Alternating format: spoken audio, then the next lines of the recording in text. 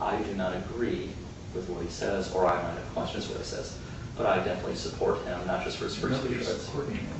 They're supporting his, I mean, some people may be supporting what he said, fine, they have every right to do that. It's a free society.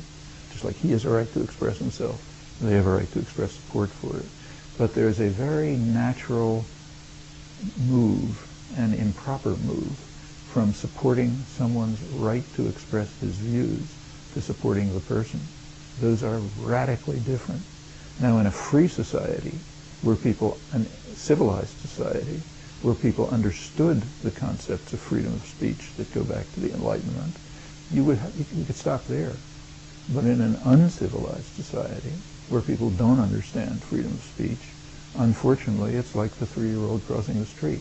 You have to explain to them that supporting a person's rights to free speech does not mean supporting the person's views, or even knowing what they are, which is irrelevant.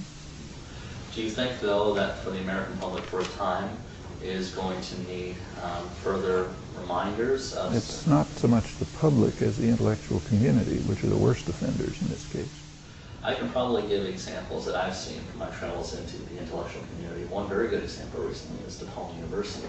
And it happened to be one of the areas that Ward Churchill stopped by. At the same time Ward Churchill stopped by, one of the professors, a gentleman by the name of Thomas Klocek, was being removed because he got into an argument with several Muslim groups. And basically that's exactly what it was not in a hearing. His position, he was suspended without pay, and he was told he had to issue a public apology and accept a remedial role.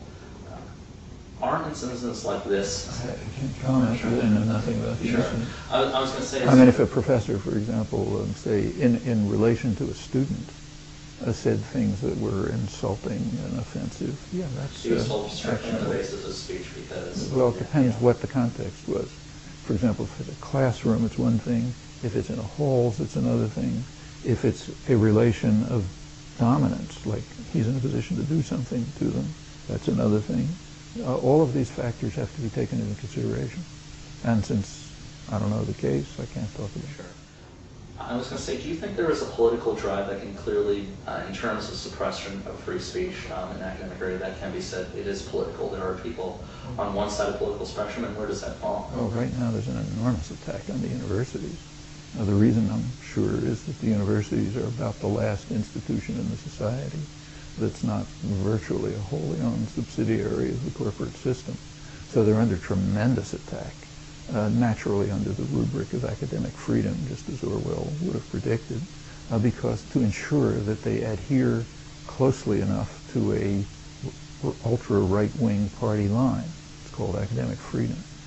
Middle East departments are under particular attack, but the same is true of the universities generally. I think there are about a couple of dozen state legislatures now considering, maybe some have passed, legislation to monitor what is done in the universities to ensure that there isn't what's called a liberal bias.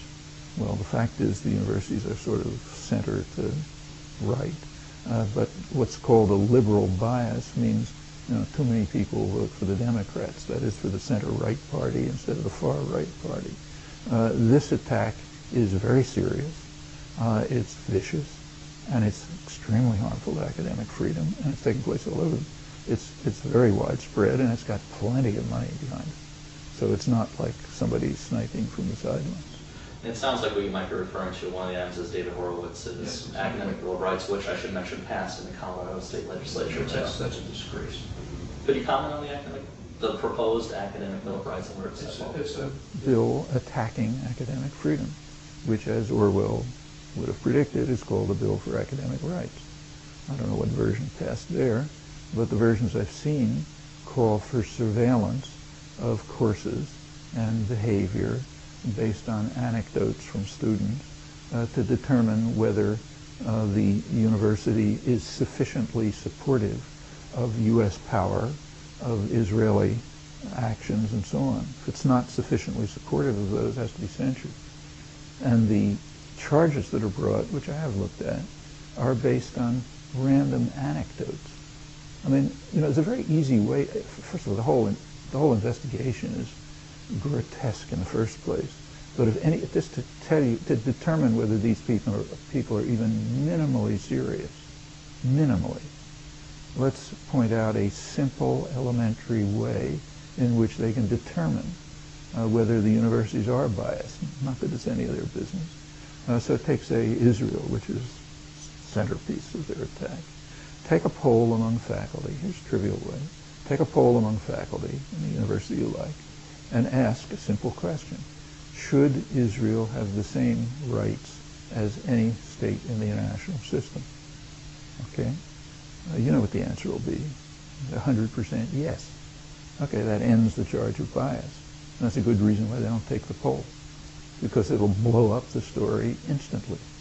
What they really mean is a different question. Do you think Israel should have more rights than any state in the international system? Well, if they asked that question, they'd probably get about 50% say it needs more rights, which is the official U.S. government position, incidentally, that Israel should have rights beyond those of any in the international system. It should be the only state in the international system where there's a recognition of its abstract right to exist. Something that doesn't exist in international law, but is insisted on by the United States and Israel because they know that the other states have accepted their right to exist in peace and security, so they had to raise the barriers. All right, do those polls. Take it 10 minutes. You get the answer to the question of bias. And you can do the same poll on U.S. policy.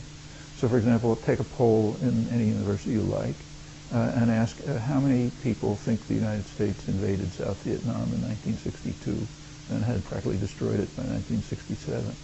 And you probably get maybe 1%, which means that 99% are totally committed to the party line. That ends that story. And we can do it over and over again. But they're not going to do that. Now, they're going to say some student said somebody looked at me the wrong way or something. And on the basis of that, set up outrageous inquiries and even more outrageous legislation to control university teaching and curriculum to ensure that they adhere more closely and rigidly to a party line that they impose. I want to ask now, that might pass in North Korea. It shouldn't pass here.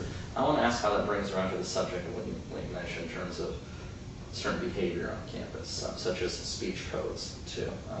I actually did remember seeing something on Penn and Teller's show where you're briefly interviewed, and I don't know if things were taken out of context. A statement was made about the university being a home. My question would be around that.